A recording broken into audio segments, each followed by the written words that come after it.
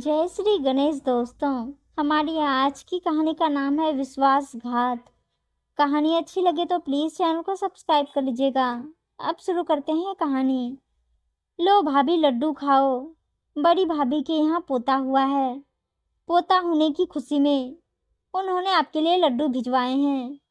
अनुराधा खुशी से अपनी छोटी भाभी सपना को लड्डुओं का डिब्बा देते हुए बोली तो सपना आश्चर्य से उसकी तरफ देखते हुए बोली, काजल दीदी के पास ऐसा कौन सा मंत्र है जिसके कारण उसके घर में खुशियां ही खुशियां बरस रही है। उनके दोनों बेटे की शादी भी हो गई। अब दोनों के एक एक लड़का भी हो गया। मेरे दोनों बच्चे तो अभी तक कुंवारे बैठे हैं। कितनी कोशिश कर ली मैंने, परंतु कोई शादी करने को तैयार ही नहीं है। आप उनसे पूछकर बता दो ना। मैं भी वही उपाय करूंगी जिससे मेरे दोनों बच्चों का घर बस जाए। छोटी भाभी की बात सुनकर कुछ पुरानी बातों को याद करके अनुराधा के चेहरे पर उदासी छा गई थी। उसकी बड़ी भाभी काजल और छोटी भाभी सपना में जमीन आसमान का अंतर था। बड़ी भाभी हमेशा अपने सास ससुर और ननद देवर की बहुत सेवा करती थी, लेकिन छोटी भाभी शादी करने के कुछ दिन बाद ही घर के काम से बचने के लिए अपने पति के साथ उनका घर छोड़कर अलग रहने लग गई थी, जिसका काजल ने बिल्कुल भी बुरा नहीं माना था। बल्कि अलग रहने पर भी वह अपनी देवरानी की हमेशा मदद करती रहती थी। जरूरत पड़ने पर वह उसके अक्सर पैसे और बीमार पड़ने पर वह उसके घर खाना पीना भिजवाकर उसकी मदद कर देती थी। उसके पति राजीव और देवर संजीव दोनों ने मिलकर एक कंपनी खोल रखी थी, जिसे दोनों मिलकर चलाते थे। एक बार राजीव की तबीयत खराब हो गई तो वह अपना इलाज करवाने के लिए अस्पताल में एडमिट हो गया था। उसे अपने भाई पर पूरा विश्वास था कि उसके अस्पताल जाने के दौरान वह कंपनी में कोई गड़बड़ी नहीं करेगा, बल्कि पूरी निष्ठा और ईमानदारी से काम करेगा। लेकिन उसके भाई ने अपने बड़े भाई की अनुपस्थिति का लाभ उठाकर उसके साथ विश्वासघात किया और बेईमानी करके कंपनी अपने नाम करवा ली थी। ठीक होने के बाद राजीव जब कंपनी में गया तो संजीव ने उसे यह कहकर कंपनी में घुसने से मना कर दिया कि बीमार होने के कारण वह इस योग्य नहीं रहा कि वह कंपनी में काम कर सके, इसलिए वह कहीं और काम देख ले। जब राजीव ने संजीव से कंपनी में अपना हिस्सा मांगा तो संजीव ने उसका हिस्सा देने से भी साफ मना कर दिया था। तब दुखी होकर राजीव अपने घर चला आया था। पति को दुखी देखकर जब काजल ने उनसे उनके दुखी होने का कारण पूछा तो राजीव ने काजल को संजीव की करतूत बताई। तो काजल उन्हें समझाते हुए बोली, दूसरे का हिस्सा लेकर कोई ज़्यादा दिन खुश नहीं रह सकता। देखना एक दिन उन्हें अपने कर्मों की सजा जरूर मिलेगी।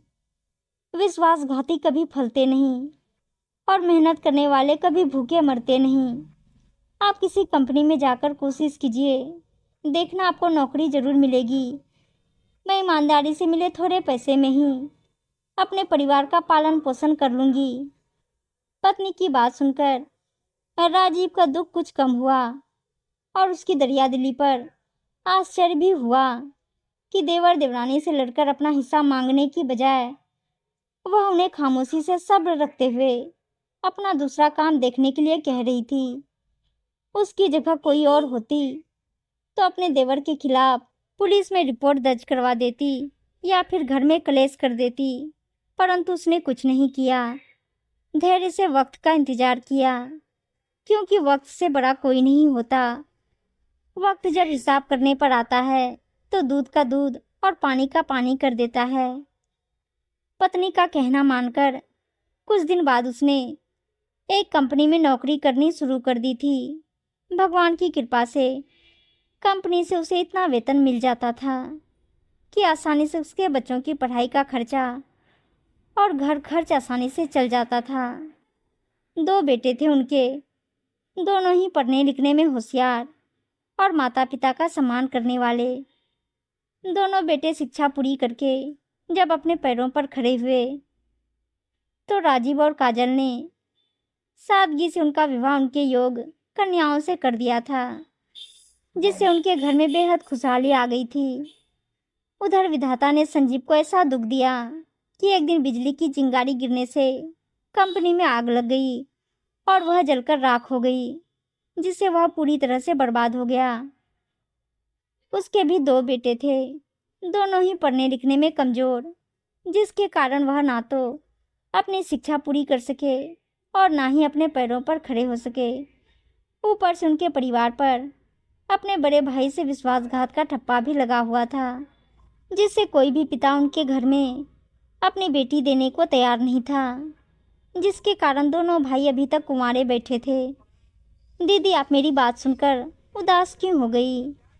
सपना ने अपनी ननद अनुराधा को उदास देखकर कहा।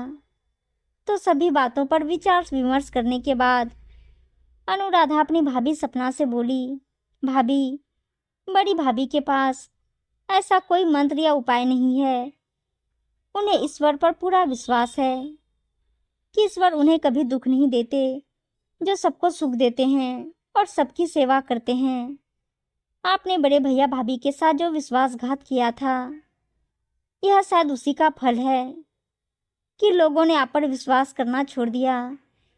यदि आप भी बड़ी भाभी की तरह होती तो शायद आज आपके बच्चों का घर भी बस जाता। अनुराधा की बात सुनकर शर्मिंदगी और पश्चाताप से सपना का चेहरा उतर गया था, परंतु अब हो क्या सकता था। वक्त ने उन्हें उनकी गलती का बहुत बड़ा फल दे दिया था। उम्मीद है दोस्तों कहानी अच्छी लगी होगी, और अच्छी अच्छी कहानियाँ सुनने के लिए चैनल को सब्सक्राइब और वीडियो को लाइक से ज़रूर कर दीजिएगा। धन्यवाद दोस्तों।